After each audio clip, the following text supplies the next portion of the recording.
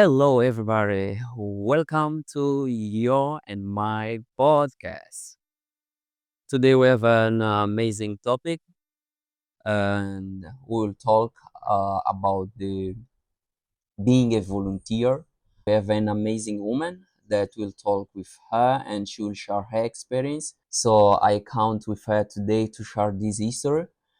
So, Suzette, welcome to our podcast. I'm really glad and happy to have you in this podcast.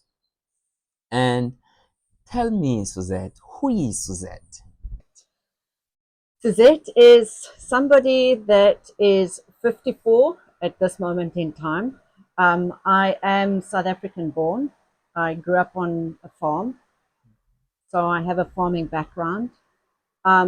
I moved to the UK 17 years ago with my family and decided that volunteering or doing something about what's going on around us is worth doing.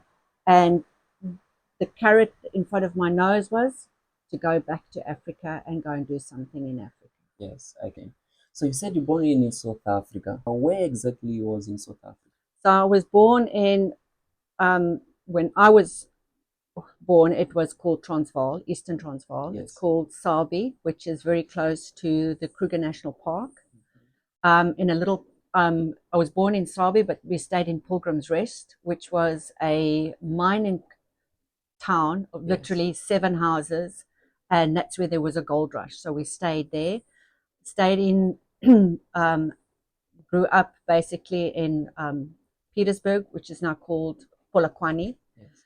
and then moved to Pretoria, got married, had children, all of those things, and then we moved to the UK, where I'm staying at the moment in the southeast of the UK, about an hour and a half away from London. Actually, that's pretty good, Suzette. It's really nice. Me, Suzette. We have a lot of people that they think that South Africa, or mostly Africa, it's only a jungle place. They just see and imagine that it's only animals. In their head, they don't think like we have big seats or Africa is different. And you are coming from that place. Could you tell us how is exactly South Africa? So South Africa, and that's my personal point of view, is the most beautiful country in the world. We've all got that own opinion. For sure. South Africa has got from the Karoo, which is desert, semi-desert, to rainforests, which is down in Knysna, to farming communities, which is in Bloemfontein, to wineries in Cape Town. Where I come from, Polokwane, it's very close to the border between Mozambique and Zimbabwe, so it's quite hot. Yes. And a lot of farms going on there. They've got huge cities, Pretoria, Johannesburg. Cape Town is cosmopolitan. It's got everything and anything. South Africa's got it all. Yes. And the funny thing is, when you say you're African, and people say, "Really, you're from Africa?" And they say, "But you're not black." And I say, "Africa's in the blood." Yes. I'm a white African. Yes. Yes. No, that's good. That's good. You know what, for you guys, usually many people they think like Africa and South Africa is just only a jungle place. And some people they think like Africa is one country. But no, Africa, we are talking about 54 countries there. So some of these countries, when you arrive there, you can like think like where I am exactly. I am in Africa, or I'm in Europe, or I'm in America, because it's really huge and beautiful cities. I know that that can create some impacts for many people, and mainly when they arrive there, because they make some research and they receive a lot of information from the media, and the media they never show exactly the reality, the other part of Africa. Usually they show this poverty part of Africa. But Suzette, something interesting, you have a lot of experience, and tell me, how did you take this decision to become a volunteer? So I've always had this thing of giving back. It's always been part of me. I think growing up on a farm is that you have crops not just for yourself but for the people around you, and Exactly. it's been kind of instilled in me in that sense. I've always wanted to help people. My favorite thing is to feed people, Mm-hmm. and I think that's a big thing for me. If I see hungry people, I want to feed them. Mm-hmm. And I thought, well, now that I'm divorced, I don't have a front door. I Yes. don't have any, my children are big. I don't have to look after them. I can go and do what I want to do. And that's when I decided the volunteering thing would be a growth for me, but also to give back. It's very important. We all take, but very few of us give back. And if you give back to your community or you give back to people, it it gives you some purpose in life. It's not something you can actually pin down. It gives you something, um, just to help somebody else, to give back to somebody else without having to want something back. Yes. It's very I think as humanity we've forgotten to do that, and that's why Yes. the world is kind of on its head at the moment. Yes. We are Yes. living for ourselves and not living for the community and for each other. Mhm. Talking about this community living, yeah, you are reminding me one situation I faced it. I took a walk through the beach, and as African from Mozambique, as you know, we have this kind of energy where you greet the people, even if you know or doesn't know them. And for our culture, it's normal. Like you can take 30 minutes greeting, 1 hour just greeting. That is not usual in Europe or America, but for us that is normal. So when I take that walk, I was greeting a people at the beach, and some of them they was replying, but I realized that a lot of them they didn't reply my greeting, and I get like, what is going on with these people? So this kind of impact of more individualism, like it's only me and it's only about me. Because I know that to greet someone, now that I took a time out from Africa, I know that some people they accept greeting if they know you. Such not good thing as we can imagine, and as you know, in Africa. So it's kind of impact that we faced and we saw about this individualism process, because it's like me and the person who I know only. But I hope that the thing will become different in the future, And Suzette, tell us how was working with preschool, because I know that you have been in Malawi, and how was working with Malawi preschools and working with DAPE Malawi? So coming to RVA, the initial discussions were that you come to the school and then you will go to Africa or to Brazil to go and volunteer there. Yes. Um, if you go to Brazil, you need to speak um, Portuguese. Portuguese, and I can't speak Portuguese at all. Yes. So Africa was the carrot that dangled in front of my nose, and I thought, well, if I can go back to Africa and I can do something for my fellow Africans, it will be great. So when we got here, we did some training courses and things, and then a month and a half into that, we were told we're going to Malawi, Mhm. which was I've never been to Malawi. I was very excited to go to Malawi because my parents actually were from Kenya and traveled through Malawi and stayed in Malawi for a couple of years. So I was quite excited to go back to Malawi and see where my parents had been, their Yes. footsteps were. Yes. So that was the plan. And the preschool thing was we we had to apply for jobs. So there were a couple of posts open, but the posts that were open were for all for preschool supervisors. So it wasn't a case that I chose it. It was kind of chosen for me, but I'm very grateful that I did because I do have a background in teaching in preschools with children with special needs.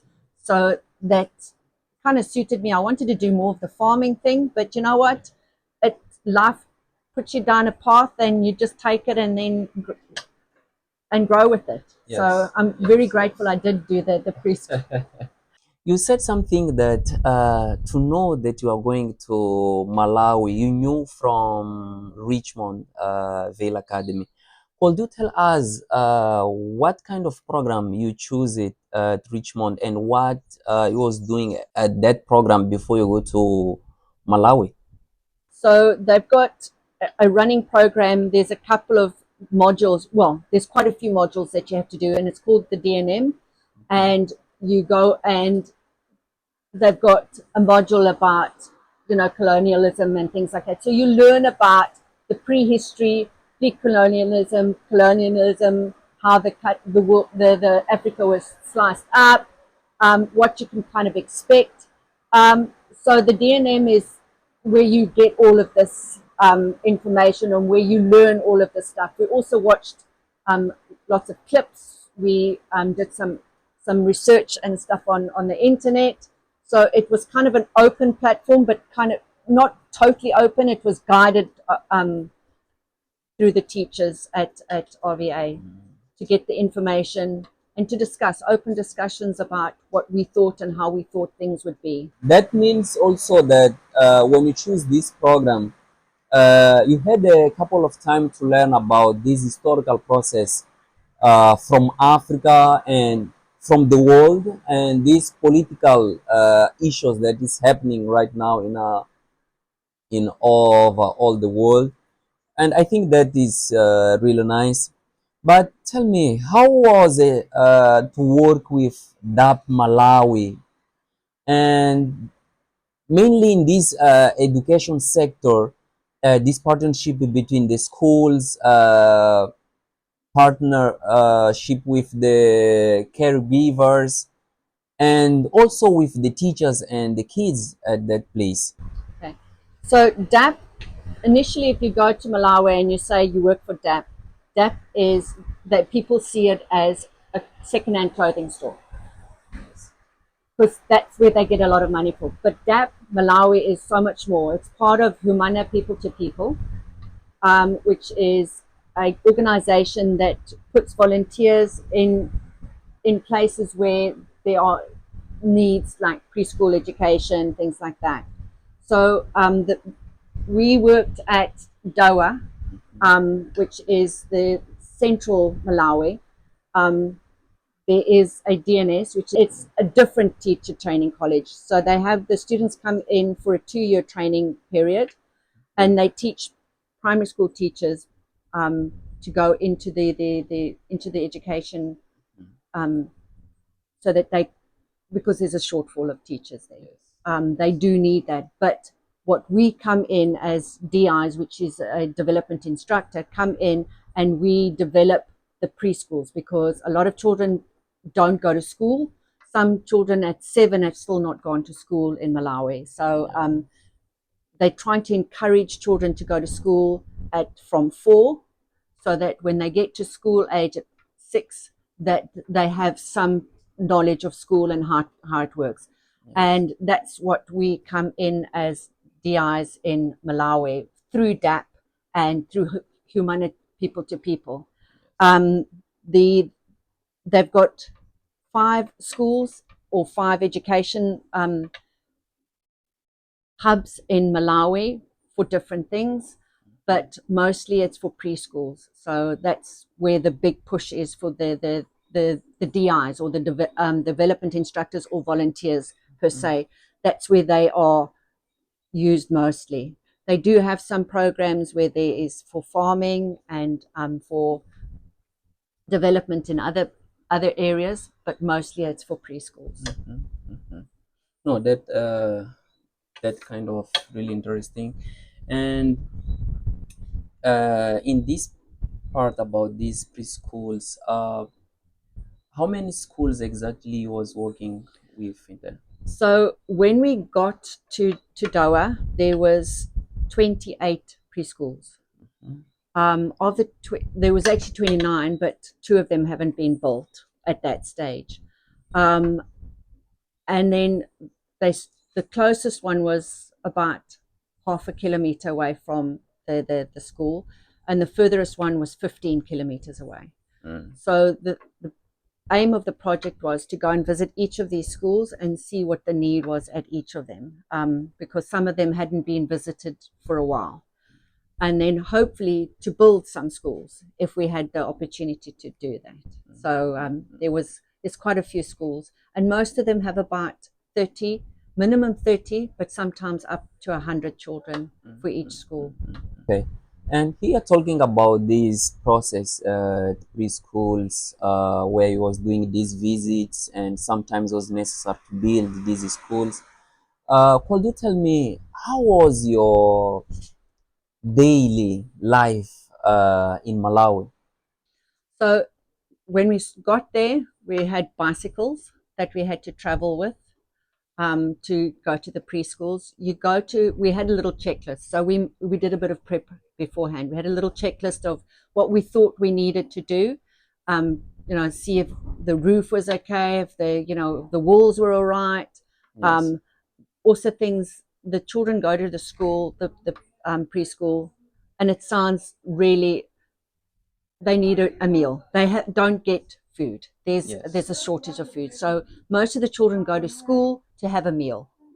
And once they've fed, they can go home, because then at least there's one meal in their tummies for the day. To see if there's a kitchen, if there's a toilet, if there's a kitchen, is there porridge for the children? So we made a list of all of these. I didn't go to all of the schools. I'm old. I, my bicycle broke a few times, so I didn't go. So I didn't go to all of the schools, but I Yeah. went to about 8 of them. Yeah. And it was eye opening, because I come from a Western world and I come from Africa as well. Yes. But the schools, a lot of them were in such disrepair. Yes. And then there was one school that the roof was bad, and two of the walls were non-existent, but they were still teaching. Yeah. And you think, these people really want to learn. These people Yes. are determined to learn. And then you get schools that have got, it's beautiful, and there's nobody at the school. So Yeah. there's the contradiction Yeah. in things. So it was very eye-opening. Many countries in Africa. When you went to this rural area, it's like just live your life living. Yes. So the condition there is not like the best of No, these not at all. conditions. And from these preschools, I know that you was building them from scratch, and some of them you was rebuilding, painting, and making this beautification, And could you tell us what kind of activities exactly you did there with them? And could you share a bit how was to work with the teachers and the relationship between the schools and the community in these kind of activities? So to give you an idea, the people that teach in these schools, and most of the schools have 10, and they're not called teachers, they're called caregivers, are not paid at all. They are parents or just concerned people in the community that want to teach the children. So they come, there's 2 every day that teach the children. There was a booklet that was made a couple of years ago, very outdated. We looked at that. We got some information from another preschool that we visited in Lacomo, got some good ideas from them. Went onto the internet. Because of my background, I had some ideas of what we could use. And we spoke to the supervisor in charge, who was actually a caregiver himself at one stage before he came the supervisor. And we did a bit of a brainstorm, sorry for the word, and we came up with a couple of ideas. So there's also something that we saw with a lot of the schools is the poverty is is terrible. Children don't have clothes. They've got one set of clothes. It's sometimes you'll see somebody in a baby's vest and he's 4. Yeah. It's, they just don't have clothes. That means that they don't have toys either. So we started looking at making toys. My one colleague made a football out of plastic and some rope, and the kids loved it. We made some rag dolls, which we'll show, and each child got a rag doll. So we made about 300. Wow. And Wow. each child at the schools that we worked on got a rag doll. Doesn't matter if they were 3 or 13, they all got one. If they wanted one, they got one, because children need something that's theirs. That belongs to everybody. So it just gives them a little bit more sense of self. Yes, yes, yes. And talking about this kind of gift is, you bring some here, this kind of toys. So this is, maybe you can explain what exactly is this. She gave me before we started this podcast, so that's why I keep with me. Now we'll give to her to explain, and I will talk back.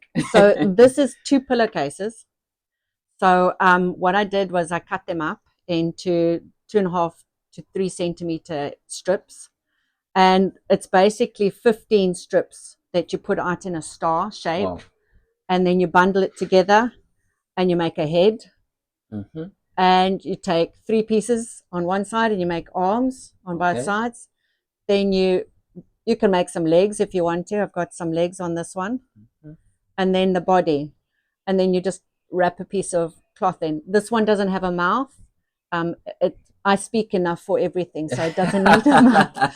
So this one doesn't have a mouth, but then this is something that a child can have. And this gives them a sense of something, of theirs. Yes. The one day we handed out a whole lot of these, and I saw, as we were leaving with the motorbike, I saw 3 little girls, and they were playing schools with them, which was such a nice thing, because I thought they've got something now to play with. Yes. I mean, I as a little girl used to play with the dolls, but it's priceless. And then there was a little boy that got one of these, and all the African children get carried on their back. Yes. So I've actually got a video, and I'll share it with you. Sure. With this little boy that's got 2 of these, and he's put it on his back, and he's wrapped it up, and those are his babies. Yes. So they all played with them. They loved it. Yeah. It's really interesting, because also in Mozambique, mostly in many countries in Africa, how the mothers take care about their babies. Usually they take them and they put them on the back. Yes, it's really interesting. So in South Africa, they call it Abba. And in Mozambique, they call kubeleka mwana. So each of the children got one of those. And we made this. It wasn't me that just made this. I started it. We got people from the government. We got all the teachers and the students involved in workshops to make it. Yes. I even got some children that stayed in in my community. They made some. If you had hands and you were around, and I could encourage you to make a few. Yes. You made them. And I think everybody that made them enjoyed it, because it's a hands-on. It's on, and there's no sewing. That's the nice thing. You don't sew anything. It's just binding. Yes, that is it. And you said that you made 300 of these, and I think it's really interesting, because I'm touching them and I can see the material that you made it, use it to make this one. Second-hand clothes, the clothes that the people, they are not wearing, and I think it's good, because they can use, or they can make this kind of tool in their area, because they don't need to go to the city to buy all of these material. They just use the local clothes to produce this kind of toy. And something that I also like, it is like they are sustainable, And when you made this one, you was with also the teachers training for primary school, so they could see how to make this one, and they can take this one to their schools when they become a teachers. And it's real nice to have this one for them, because something interesting also you shared is like the kids when they go to the school, they just go there to have meals. So when they have this kind of toys, for sure they can have some fun moment and enjoy the rest of the day with the other kids there. So Suzette, I really appreciate what you did with this material. I guess it's a really good impact for them. This was only the thing that you made for them, or did you make something else also for the teachers that they can? So we, like I said, there was a booklet, and all the DIs in Malawi clubbed together, and we renewed the book. So we made it. We gave instructions in Chichewa so that they could look at that and see how a lesson plan should work. And then I made, when we went to Lokomo Island, there was a lady there, Monica, who had 3 preschools. That was she was from Belgium, and she basically sponsored those schools. So they had paper and they had pens and all that, but the children in Malawi didn't have that where we were. So, but they did have something there, and I magpied the idea, and I made an alphabet chart. Wow, really? So the first one took me about a week because I had to hand sew it. And do you want to have a look? Yeah, for sure. I can show you.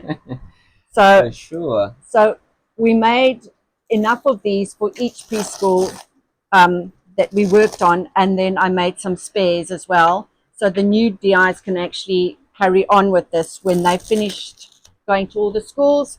They can have one of these for each of the schools. So this is, it's all made from local things. So this is this is a maize bag. Yeah. That we've just sewn. So we bought 30 maize bags. 30. 30, because one spare for the school. Yes. And then these are little pockets, and each pocket has got a card in, and each card has got a picture on. Wow. And this is cardboard.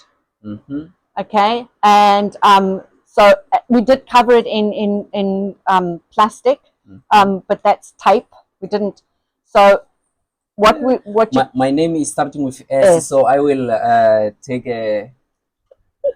the letter S. Wow, the sun. Wait, what kind of sun is this one?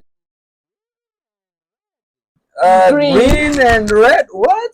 What kind of sun is this? So the thing is, in Malawi, there's no yellow highlighter. So we had to make with what we could. Okay. So you'll see some of the things are a little bit strange. And then we got students. We got the students at the school to make some of these and make some of the cards.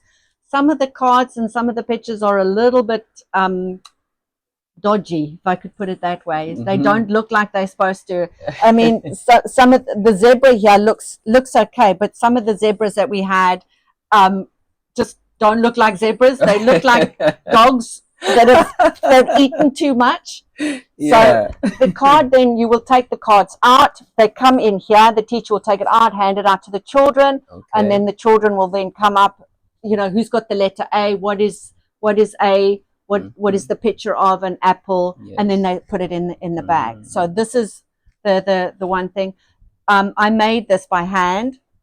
Wow. But when we started production, we got some sewing machines from the school, and we had students sewing them.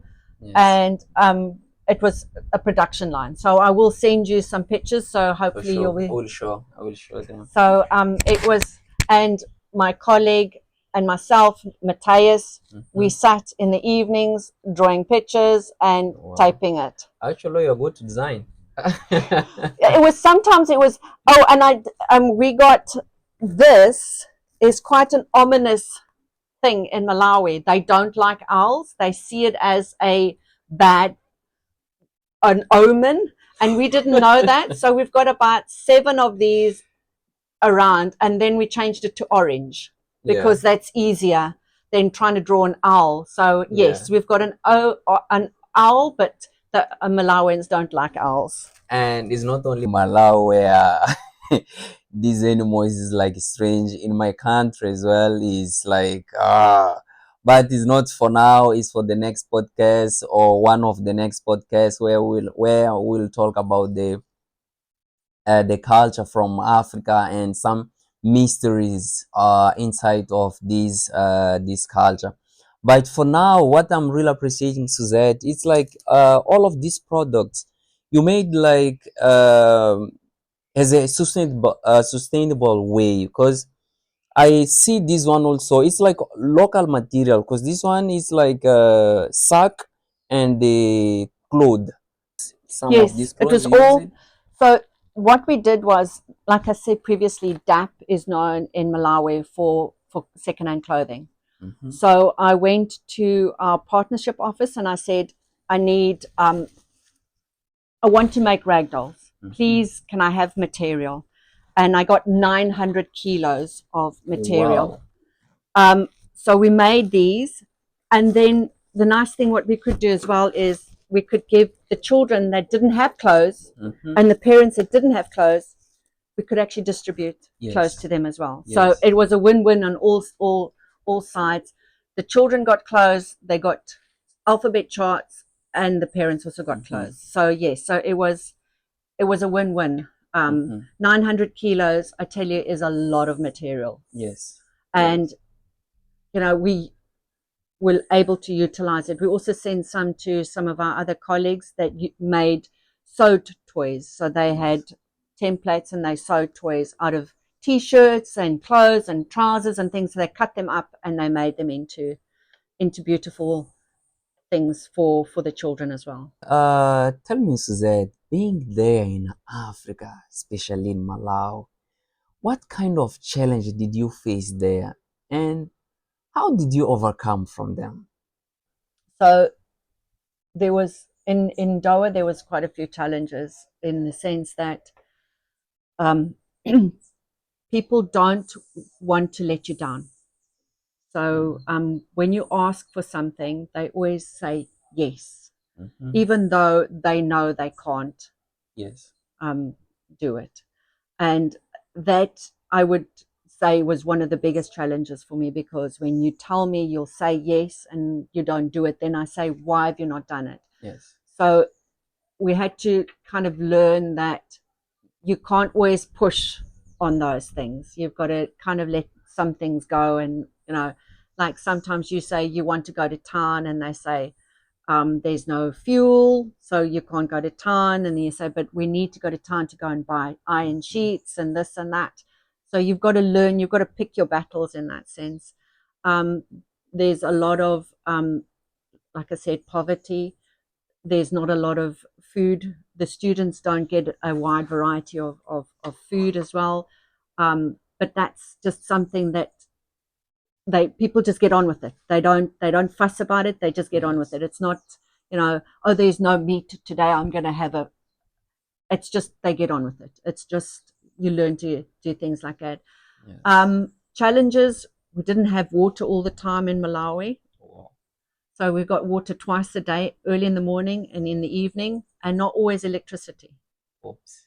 Yes. How was surviving? So I've learned to bucket bath, and I can bucket bath with 7 cups of water. Then I know I'm washed.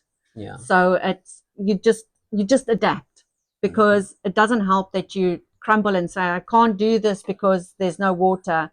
Yeah. You make a plan, and it keeps you thinking out the box all the time. So yes, that's one thing that Africa has definitely taught me is there's a problem, let's think out the box. Exactly. Many people also, when they are doing a volunteer or when they think about the life in Africa, they say living without water, I should die, or living without electricity, I should die.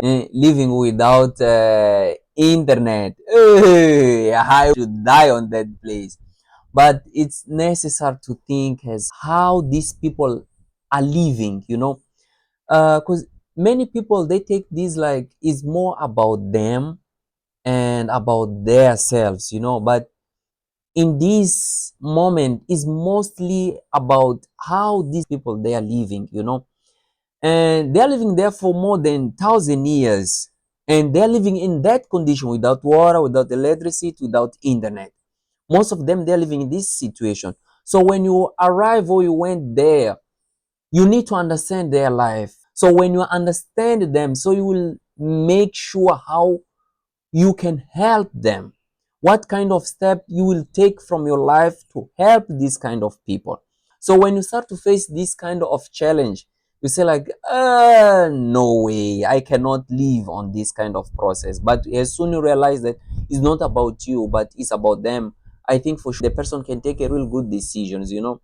And I really appreciate what you did, Suzette, on that place, you know. To that. Sorry, I'm just going to chip in there Mhm. to talk about the water. I've seen children that are 5 and 6 year olds carrying 25 liters of water on their head because Yes, there is yes. no water in their house or close to home. So they walk a kilometer to go and get this water.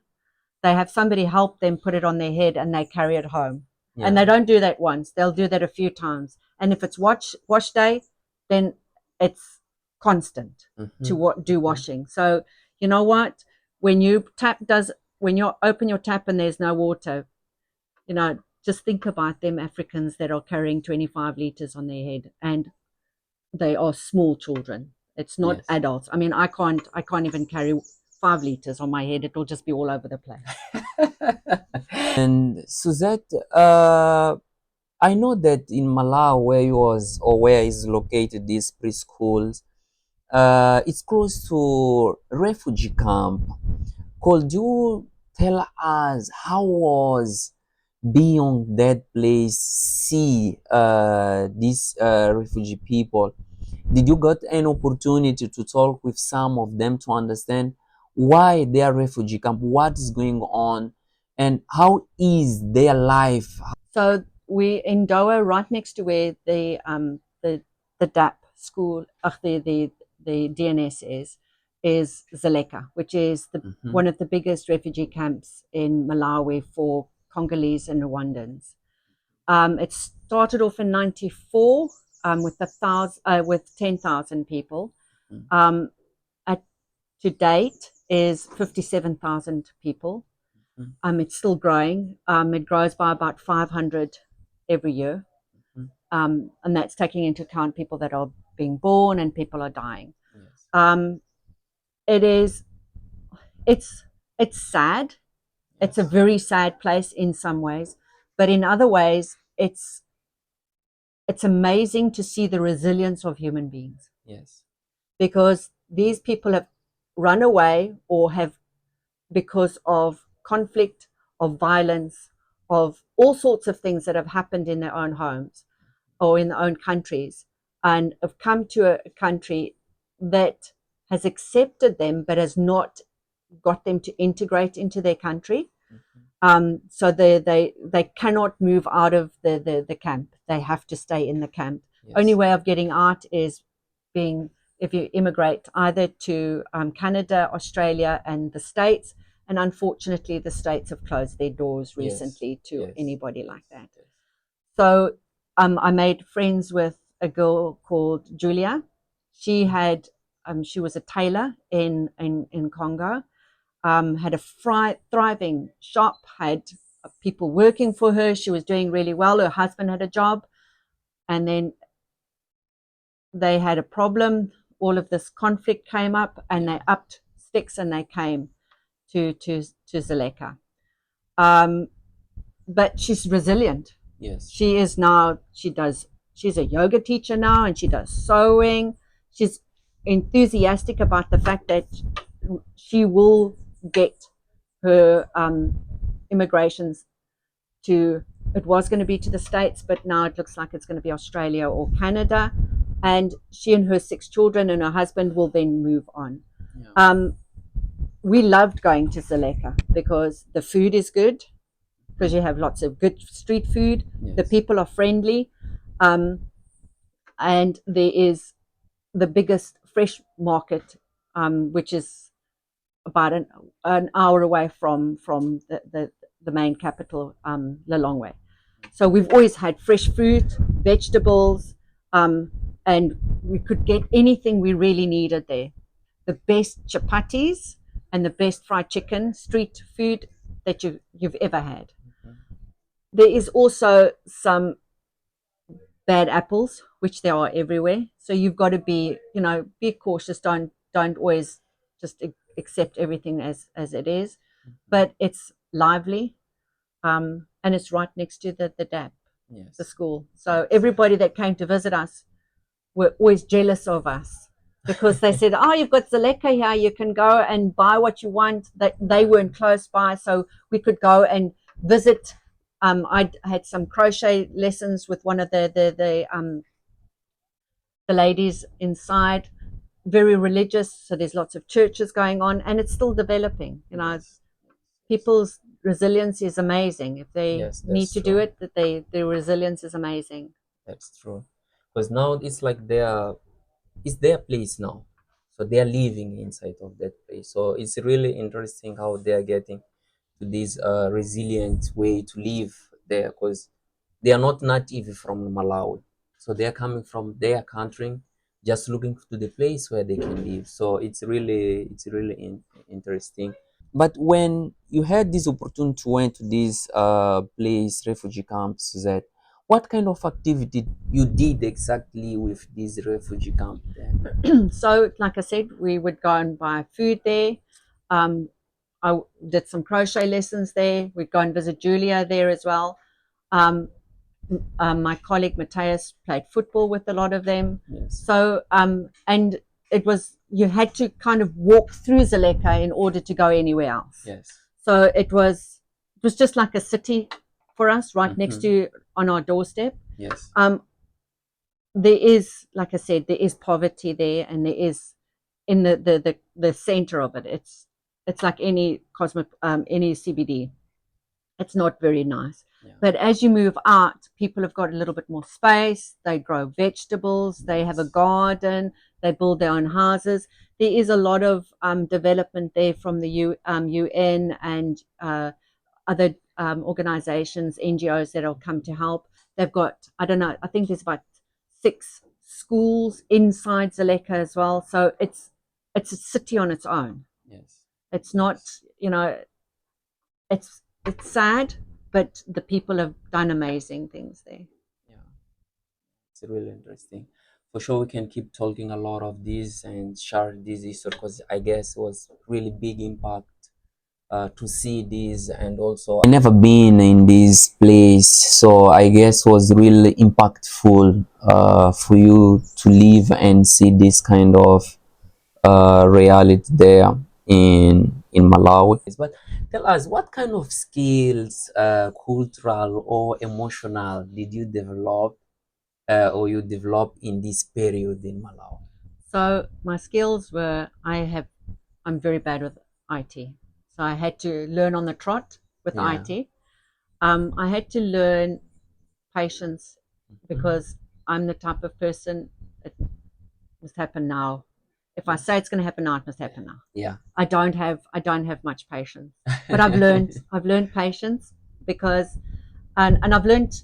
I remember just before we're leaving, they said, when you go somewhere, don't expect to be on time. It could be any time. If they say 8 o'clock, it could be 9 o'clock, it could be 10 o'clock, it could be 7:15, it could be any time. So just be prepared to wait. And yeah, sometimes you just, when you go to town, when you go to Lilongwe, you can sometimes wait 5 hours at the bank. It's Wow. just something that you have to do, and you just get on with it. It doesn't help getting frustrated. It doesn't help getting angry because it gets you nowhere. You just have to hurry up and wait. Yeah. That is the new motto: hurry up and wait. Yes. And 5 hours on the bank in 2 ways: following the line, waiting to enter inside of the bank, and inside of the bank still waiting until they call you. So from that you can solve what you would like to solve at that moment. So I know how exactly is how is this process there, and But how do you, Suzette, evaluate this process doing a volunteering on the project and communities? I think that it's crucial that they have DIs that go to Malawi, Yeah. but DIs that actually want to do something. It's not a holiday camp. If you want to go to a holiday camp, go on a holiday camp. They need people that want to actually do something there, and they are very grateful for all of the help that you can, give them. The one school that we built, it's not finished yet. It's BRZ. There was there was no school there. The children were being taught in the church, and with us just going there saying we want to build a church, they got immobilized within 3 days. They had sorted things out. So there is motivation on that sense, but they need somebody to come in and say, look, this is what we need to do. And I think having DIs around that are motivated to do that is crucial. Um, it's not as a DI that you go in there and just take over and say we're going to do this, and you need the community to be involved, because Sure. if you don't have the community involved, the people don't care. Yes. You can build a palace and nobody will step in there because it's not theirs. Yes. As long as you're doing it with the community and you're bringing them along, or they take you taking hand in hand and you walk together on the road, things will happen. Yes. I really think it's very crucial to have that. And it gives us as Westerners an idea of what is really going on in the world. We've all got this whole thing that Africa, like you say, is full of the jungle and there's lions walking around in the streets and things like that. Africa's not like that. Africa has got a lot to give the world, but Africa needs help because it's been put down onto its knees. Yes. So it needs help to get up. And once it's up, hold back, America. Here comes Africa. Yeah.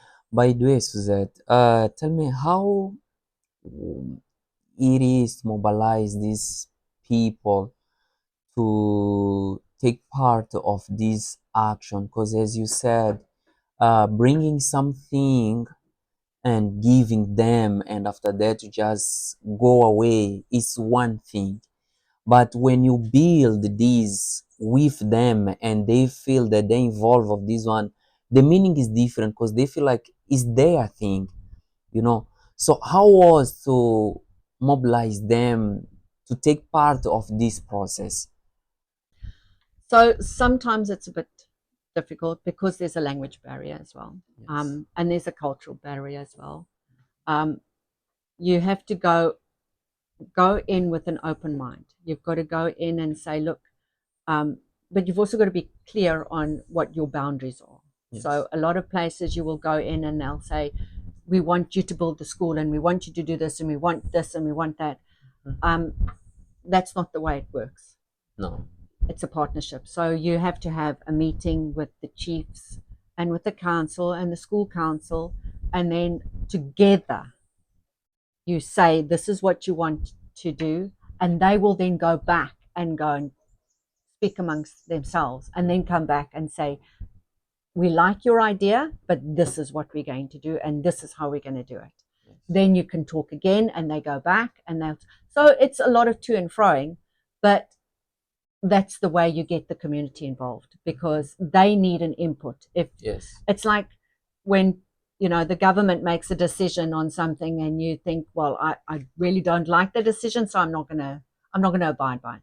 But if you are involved in the whole decision making, you feel part of it, and that's why it's crucial to make sure that the community, the chiefs, the school council are all involved in this, in order for even the caregivers have to be involved in the decisions. Otherwise, they're not on board, and then you're doing it all for naught. Yes. Now they can see and they can understand that they need to continue building these and continuing to move these things, because it's not like it's the Suzette school, is only Suzette who made this one, but it's like we was part of this process, and these schools, they are our schools, because this is our community, you know. I saw also that the first schools that you build it, you start from the scratch and was like local material. You didn't use like most industrial material, but you use it this local material, so they can learn properly how to build what is necessary for them without depending a lot of money, you know, because the money is the problem also for them there. So I really appreciate that one. And to see the last part of the school where you was building was more developed schools, not so high, but in a way that for sure they can take more time. And you was doing like a fundraising for that process. So could you explain to us how was this process about fundraising? Fundraising was initially we thought we could fundraise from businesses in Malawi, but unfortunately their purses were closed. Yes. We spent a week going from all big corporations, and they all had said that our presentation was fabulous and they were really keen on all of it, but we got nothing out of it. Yes. Then we decided we're going to have to look at closer to home. So we made a fundraising page and we asked friends and family to contribute. So initially we had 3 schools that we didn't have to build from scratch, but we had to do fix walls. We had to put iron sheets and wood trusses and windows and doors and stuff on. And then after April, we did another fundraising. We kind of split our team. The one lot finished some of the schools, and myself and Matthias worked on one particular school and on fixing the preschool at the DAPS, the DAP college, because that was falling apart. Yes. So we had to knock on doors at family and say, please, you know, if for the price of a fish and chips, we can buy 4 bags of cement, please, you know, and 4 bags of cement is almost a whole wall, you know. So we had to give them people that kind of breakdown in order to see that this, because a lot of people don't want to give money because they give money to Africa, but it never gets to where it's supposed to go. Exactly. So we had to be very conscious of whatever we asked for, we spent, and that we could show whoever gave us the money, this is where the money went. Yes. Yes. Transparency is key. Yeah, that is the key. That is the key. Okay. But the time is running. We are close to finish our amazing conversation. But I would like to ask you, Suzette, what kind of message you could share to the other people they would like to do this volunteer, what they should know before they get boarded to this process, doing this volunteer, coming to RVA for these 3 months for preparation and taking 6 months over in Africa doing this volunteer. What's the message that you would like to share to them? I think if you're going to go to Africa, like I said, Africa is beautiful. I mean, the people are beautiful. They are friendly. It is going to turn your world upside down.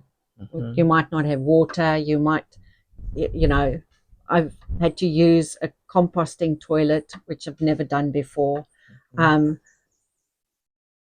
go with an open mind, but go with purpose as well. Yes. Know that when you're going there, you're going to go and do a certain job, and make sure that you try and stick to that as much as possible, but still keep open-mindedness on certain things. I mean, when we started off here, we were going to go and build a school in Zaleka, and that was our whole purpose, because the previous DIs started that. And when we got there, they said, no, we've got other things that we want to do. So we had to change. We couldn't just stick with what we thought we were going to do. We had to change. So keep that in mind. And it's amazing. You know, it's life-changing. I could recommend it to anybody. If you've got the willpower go for it. That's I think it's a good you hear. So follow the message. And thank you again to be this podcast. And I hope we will continue talking and we'll continue sharing this experience. And I would like to say also to you, thank you so much for your attention and to be here hearing this history. I hope that you got some ideas, you learn a lot, and maybe you will take a decision soon to come here and do this volunteer process. I'm just waiting for you. Thank you so much. We see each other at the next podcast. Goodbye.